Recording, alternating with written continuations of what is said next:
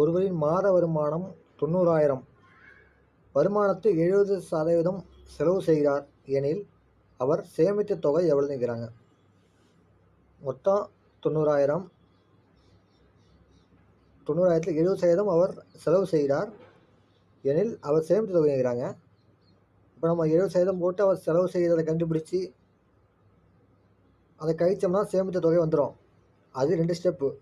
ஒரே ஸ்டெப்பில் முடிக்கணும் அப்படின்னா, இப்போது 70% அவர் செலவு செஞ்சுருக்கார் அப்படின்னா 100ல் 70 போயிடுச்சுன்னா சதவீதம் 100 தானே. ஸோ 100ல் 70 போயிட்டுனா 30%. ஸோ 30%ங்கிறது அவர் சேமித்த தொகை. 70% செலவுனா 30% சேமிப்பு. ஸோ 30 மட்டும் கண்டுபிடிச்சா போதும். நம்ம 70 கண்டுபிடிச்சி கைக்குன்னு அவசியம் கிடையாது. 90,000 இந்த 30% எவ்வளோ கண்டுபிடிச்சாலே சேமிப்பு தொகை எவ்வளோ கண்டுபிடிச்சிடலாம்.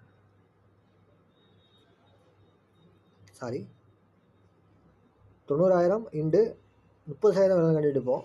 30/100 27,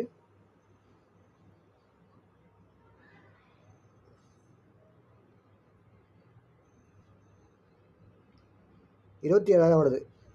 ஒருவரின் மாத வருமானம் 90,000 எனில் 70% செலவு செய்கிறார் எனில் அவர் சேமித்த தொகை 27,000 சேமிச்சிருக்கார்.